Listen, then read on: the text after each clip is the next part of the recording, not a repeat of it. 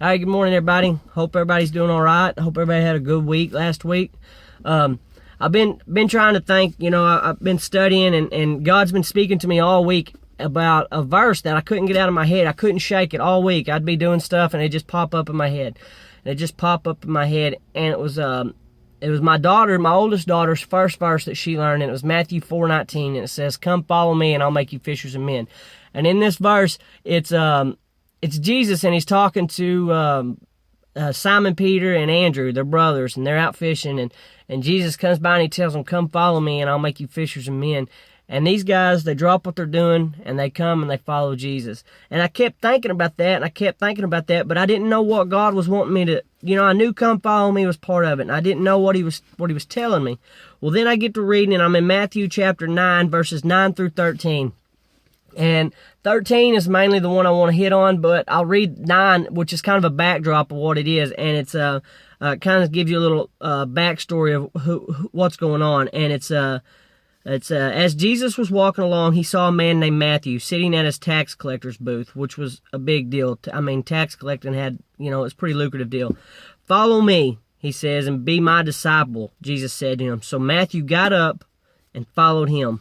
Later, Matthew invited Jesus and his disciples to his home as dinner guests, along with many tax collectors and other disreputable sinners. But when the Pharisees saw this, they asked his disciples, "Why does your teacher eat with such scum?" When Jesus heard this, he said, "Healthy people don't need a doctor, sick people do." Then he added, "Now go and learn the meaning of this scripture. I want you to show mercy, not offer sacrifices. For I've come to call not those who think they are righteous, but those who know they are sinners." And man, that hit me right between the eyes, because I realized that when Jesus says, "Come follow me," he doesn't say, "Come and keep in touch with me every now and then." He doesn't say, "Give me a call whenever you need something." He says, "Come follow me."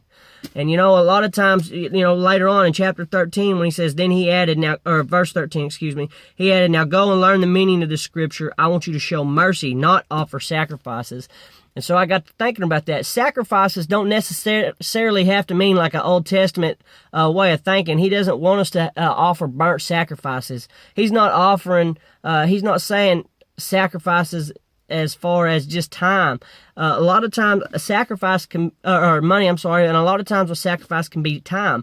And so in that aspect of it, if you look at it as sacrifices meaning time, a lot of times we sacrifice our time for a Wednesday evening or a Sunday morning or whenever it is, we sacrifice our time and our heart isn't in it, Are we really there? And God doesn't want us to sacrifice our time if we're not showing mercy and studying our scriptures. He says, "I want you to show mercy, not offer sacrifices."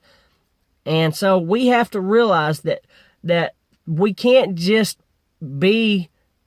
sacrifice our time and expect that that's a relationship with God. That's not how that works. That is also what we need to do. I'll give you that. But what God's saying is, or what Jesus is saying here is, now go and learn the meaning of this scripture. I want you to show mercy, not offer sacrifices. For I've come to call those who think they are righteous, not those who think they are righteous, but those who know they are sinners. And so another deal I would like to touch on here is, if you're in a church and you notice that's going on, people are thinking, "Man, what's wrong with these people? Why are they getting to come to our church? Man, these people are trash. These people they don't do what they're supposed to be doing. They just sacrifice their time. They're not showing mercy. They're not showing right. They're not trying to be righteousness. They're not following Jesus. Which was, "Come follow me," Matthew 4:19. They're not following Jesus. They're sacrificing their time. They're not doing what they're supposed to be doing. If we're on that, we need to step back and realize, hey, that's between them and God.